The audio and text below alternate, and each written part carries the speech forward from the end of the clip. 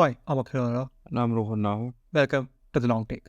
This week, we're discussing the new Indiana Jones movie, The Dial of Destiny, as the fifth chapter is called, which brings back Harrison Ford, no doubt, because the last one did not work in passing the baton, and alongside Phoebe Waller-Bridge and Mads Mikkelsen as the villain.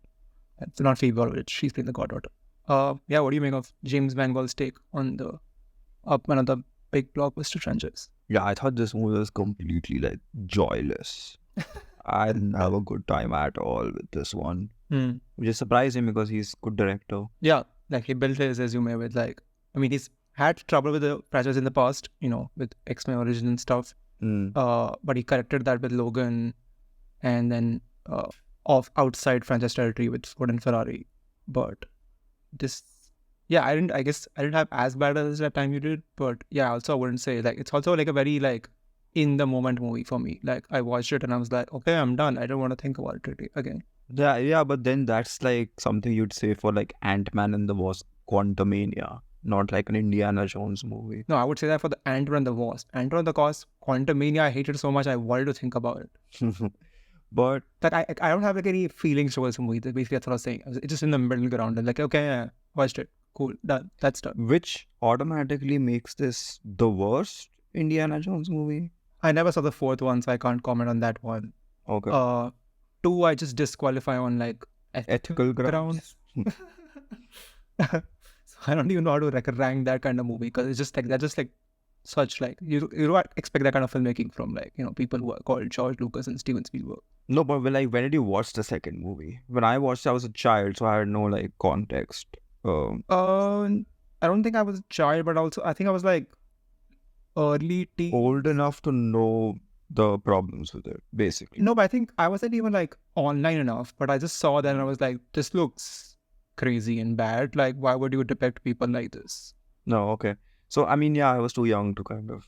Right, yeah, fair enough. Think that's of it fine. that way. But still, yeah, so 2 out of the conversation, but yeah, versus 1 and 3, this is no comparison.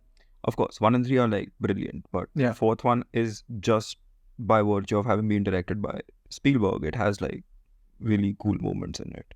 Yeah, cannot add to that debate. This one has a cool moment, but then that's basically last 20 minutes, I'd say.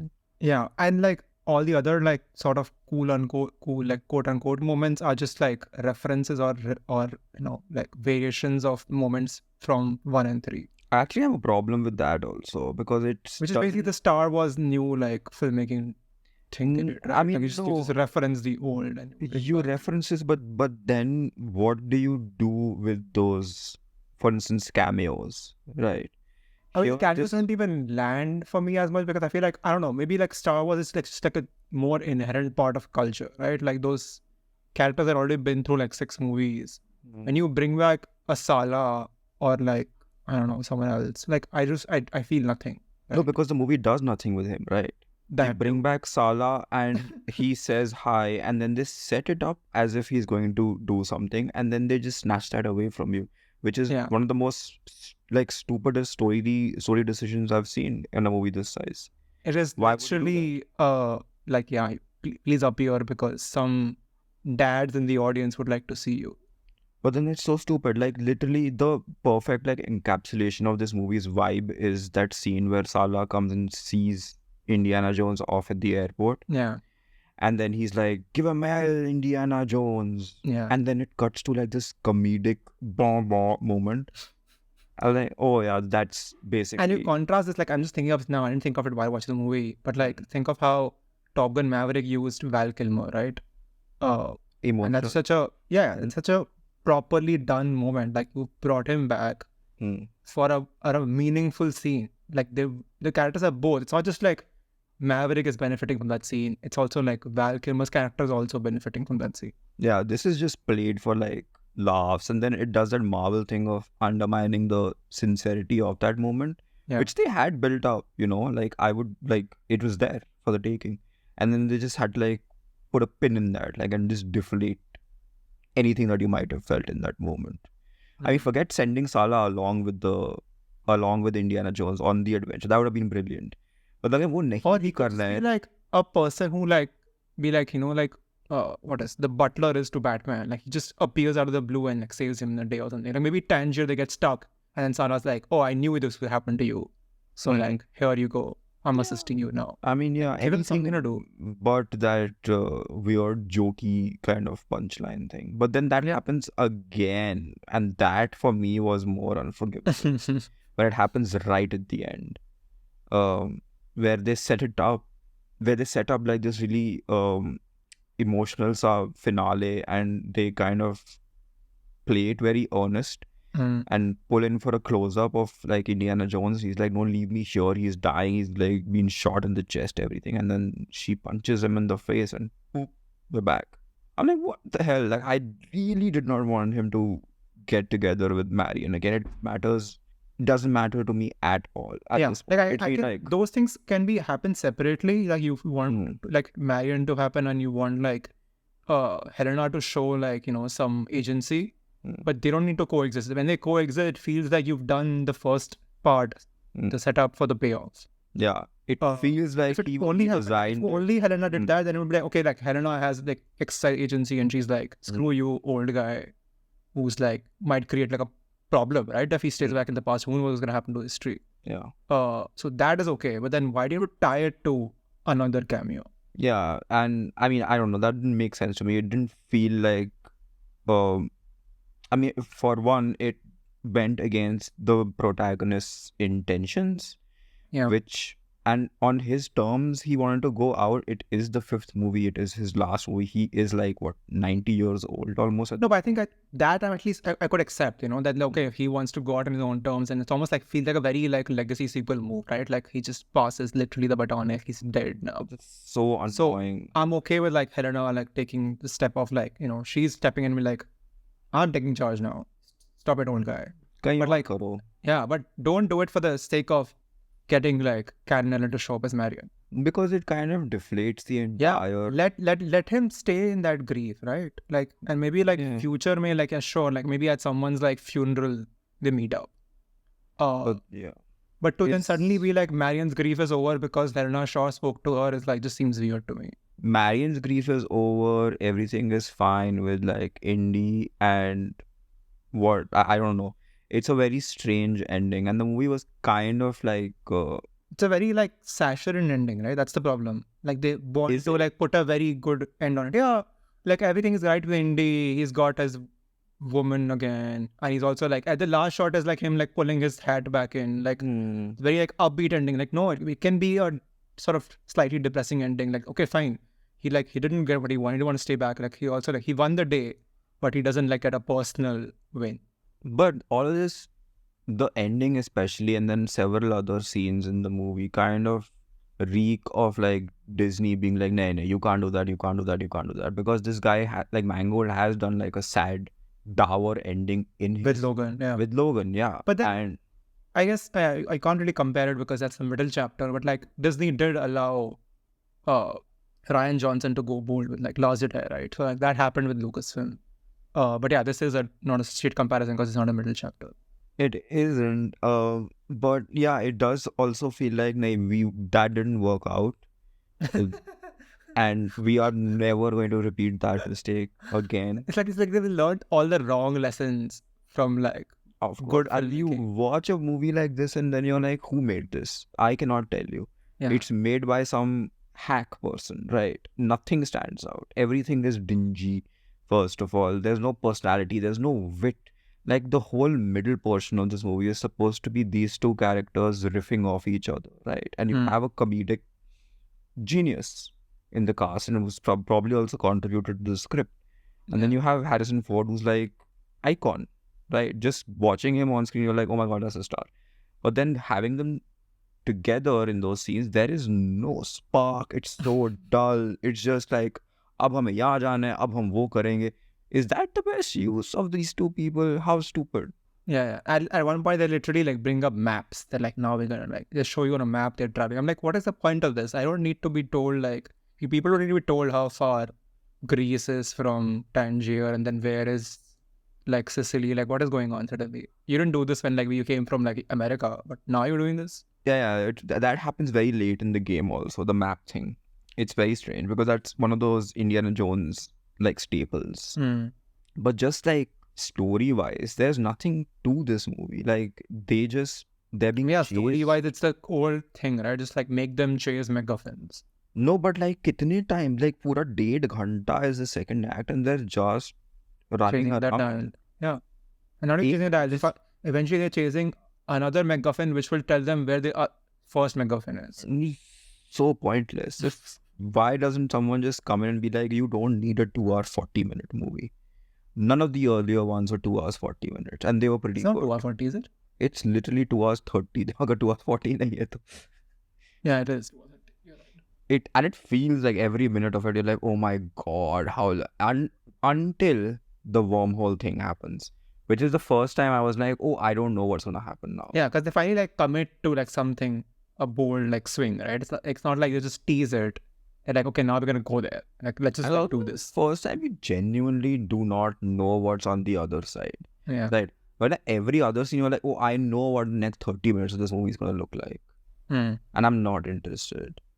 But when they go through that thing, it's like genuinely like thrilling. It's like, ooh, what? Like, how are they going to survive this? What's going to happen now? It's also like suddenly like humor like some emerges, right? Because like for the Greek and Roman armies, they're like, you know, like what the hell just happened? These are aliens. They start calling them dragons, and you just like the pictography of like putting, you know, a bomber from World War II. So I don't know why they chose that. They could have chosen like a modern jet to go back to World War II. Like, why was the villain worried about taking a plane from our era? Whatever. Like, that's the you can't tackle that. He didn't want to like mess with the past. And really, like that's literally his mission. But anyway, so forget that. But like still, this like a World War II bombers like emerging out of the blue against like, you know, triads. It feel like, you know, I was playing Age of Empires and suddenly like some other game came into my game.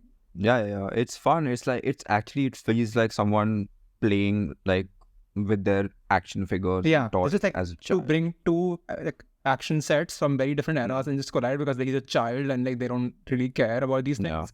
And it's generally like it's thrilling and both like funny at the same time because those people like, it's like running around like dragons, okay. Because everyone thinks it's the other side, right? The Greeks think it's a Roman dragon, the Romans think it's a Greek dragon. Yeah. Just a funny thing again on top of that. But yeah, I didn't know like how to have more fun with it, and it appears as you said, way too late in the game.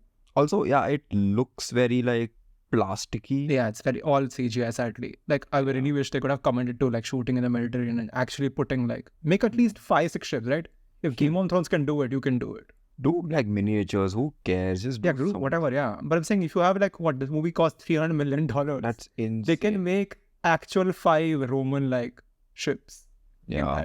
I wonder where all that money went. Like probably Harrison Ford took like a chunk of it, but like this movie. Yeah, he took like Robert Downey Jr. Avengers level money, I'm guessing. Yeah, it does not look like a 300 million. It looks like even that scene, like that's the longest probably scene, the second longest scene probably in action wise is the Tangiers one, right? The first is probably that's terrible scene. Yeah, what is happening is that the cinematography is so like close cut, you can never like get a geography of like where they're going. Because they're all probably shot in like some sound stage with the, but like, why? But you have 300 million, actually go to Tangiers, give them like 10 million and Tangier will be like pura city le lo. No, but like I think genuinely like we can like speculate about this, that, whatever, but like we have to remember that this person is very old. He cannot do a lot of things. Like you forget running and doing action and all that wasn't nahi ho sakta. But like I would imagine basic things also it's very difficult for a 90-year-old to do. But he doesn't have to do them. He's just stuntman has to do it. No, wo to definitely is not doing. No, but I'm saying like even basic like, oh, he jogs from here to there, you know. He cannot do it. Then punch-ups. A very integral part of an Indiana Jones movie is like fist fights. He cannot do it. Because then your brain will be like, how is he doing that? He's 90. Yeah. He's going to lose that fight immediately.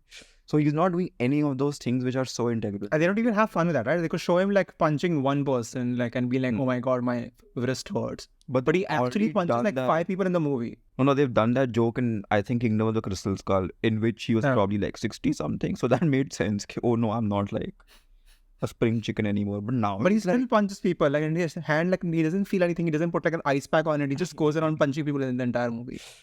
There is that giant person also who's like a kind of a misdirection in himself.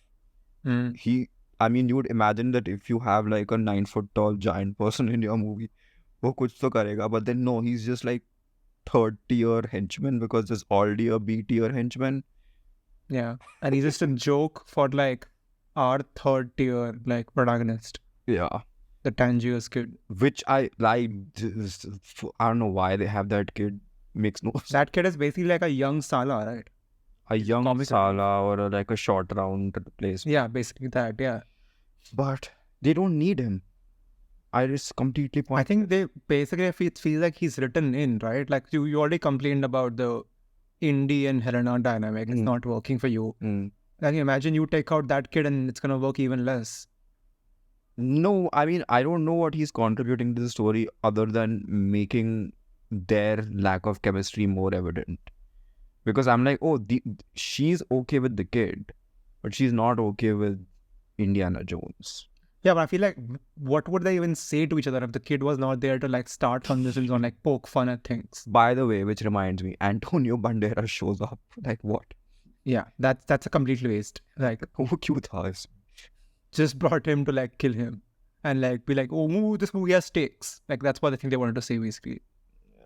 And which you forget it because of just the manner in which that whole thing is shot. Like the underwater stuff I couldn't make out, and then the moment they escape, it's all again like just some sort of tank that they've shot in and nothing is real, and you're like, sure, yeah, some guy died, but like you survived. Yeah, which is why like he has to make the point, right? After the leave, it's then Helena's like full like on adrenaline, she's running on it and she's like, wow, we escaped, and we like, bro, my friend died. Yeah. Who we didn't know like 15 minutes pehle. So yeah, so like why am I supposed to care for this dude? Yeah. Like you have to at least make me care for it, right? Maybe like give him like a scene half an hour before where we at least like relate to him. If you introduce him, as you said, 15 minutes ago and then kill him 15, like how am I the audience supposed to do anything? Yeah, like this? it's almost like Indiana Jones is scolding us because I'd forgotten Antonio Banderas had died. Now like, woo, they've escaped finally. I was like, no, he just died. I was like, oh yeah, he just died. Yeah, your friend died. Sorry, Forgot. It's just one of those empty kind of things, right? Like nothing matters in this movie. And nothing really should. I don't know why they would even do that. It's like an Indiana Jones movie. It's supposed to be like pulpy and cartoonish, you know. Yeah, that's what the charm of the first three were at least. Yeah, you don't need like emotional stuff, and they try to do that here as well with like Mutt ke wo mar gaya. And which I feel is like almost like a narrative requirement, right? They were like, a narrative requirement. Not work with that dude. We need to push him out. More than that, we need to push Shia LaBeouf out. Yeah, exactly. So like, and he's not gonna. We know that there's no way we're bringing him back. So, but we have to justify it because he's literally his son. So what do we do? I mean, it's in fact the emotional arc of this movie wrote itself, right? They didn't even have to do any hard work. Like, oh, we can't have him. Where is he? He's probably dead, because otherwise it makes no sense. If he's dead, Indiana Jones is probably grieving. So there you go. But then my thing is, like a lot of other problems with this movie, the emotional arc, they first reference very late in the game. That should have been baked into it from like minute one, right? Also, they spend 25 minutes in Nazi Germany. No, but Nazi Germany ke baad to chalo theek hai, you have your action scene, whatever. But then uske beach, it takes so long for him to kind of even mention it. I think they're on a boat somewhere. It's very late in the game. It's they mentioned directly at that point, yeah. And then even I think it would have been way better as an experience if we knew what Mads Mikkelsen was going to do with the Dial of Destiny, right? Because when he kind of first reveals his master plan, I want to go back, because it's a good master plan actually. It's very like old school villainous kind of thing. Like, I appreciate that. He's like, no, I want to go back, and I admire Hitler, but he didn't have it in him basically. And yeah, because because he has hindsight of 70 years, he's like, I'm going to use, not 70 years, sorry, he has hindsight of 20 years. He's like, I'm going to use that to like correct on his mistakes. Yeah. But I guess plan isn't like help Hitler better and like redo World War II. He's like, no, screw Hitler. I am the new Hitler. I'm the new Hitler. I'll do what he couldn't do, because wo idiot. I like that. And then if you just introduce that earlier, say at the end of the first act, right? Okay, oh, we cannot let this device, this MacGuffin, get in his hands for this reason. That immediately I'm invested. I'm like, yeah, you can't have like another Third Reich. Indy's got to stop him. Because I'm buying the time travel, right? We are in Indiana Jones. I'll buy it immediately if you say time travel. In fact, you're expecting time travel. When they first start talking about कि इस dial का purpose क्या था, this that. I'm like, do it earlier. Why would you reveal it literally when they're en route in the plane? कि ये करने वाला हूँ मैं. Which is why the final sequence in whatever Battle of Syracuse is more fun, right? Because you know what Mads Mikkelsen wants to do. And as I said that, like even the siege, like they cleverly teased it in the beginning, right? Like when he's just like the most probably like when he's most bored, he's teaching his students the lecture thing. Yeah, it's at least it's baked in there. It's baked in. Why just tell us what the villain wants to do? It's simple. Yeah. Otherwise, he's just a guy. He's just a Nazi. That's what he is for the entire movie. They want him to be just like a Nazi because, you know, by default, everyone hates Nazi. Yeah, but whatever. That's too vanilla. Like, as you like, it adds more color if you do something more with it. Yeah, engage the audience. Don't like, and especially when your action is going to be so like bland. That is just distraction, right? Oh, 15 minute ka aur distraction ho gaya. Next. Nothing fun even happens in the action scene. One thing that they were on to in the Tangiers action scene was the jilted like lover, Helena ka, who kept showing up. Like, Helena was fun. Like, he just gets involved. It was very Priyadarshan kind of action. But then I'm like, give me more of that instead of like some underwater murky thing, which I just fully checked out. I was on my phone when they were underwater. मुझे कुछ दिख तो रहा नहीं है. That's a lot because like it's not like you're watching the movie at home. This is a theatrical movie which has pushed you so far that you're on your phone. Yeah, that takes a lot. I was like, I've been off my phone for an hour and a half. I know nothing's going to happen underwater. They'll have to come back up. So whatever. They literally, I feel like they had that scene because that also is like almost like a reference to the past, right? The whole eel and snakes. Just have the snakes. Come on. What is stupid? Guy doesn't like snakes. Throw guy into snakes. Khata. Give me the snakes. It's so simple. Just give me the snakes. Why would you not give me the snakes? Like, no, we'll give you eels who are like underwater snakes. There are underwater snakes who exist. What is it? It makes no sense. Anyway, yeah, this is one of those weird things that I don't know. James Mangold, he needs to get out of this. He needs to go back to making. What do we get out of it? This is his 300-minute audition to make a Star Wars movie. Which he isn't doing, right? What is he doing now? He's doing some Swamp Thing thing, right? Whatever. Whichever happens first. You know how horror works. For all you know, like, the Star Wars thing will happen first. No. This movie is flopping, by the way. I don't know if you know.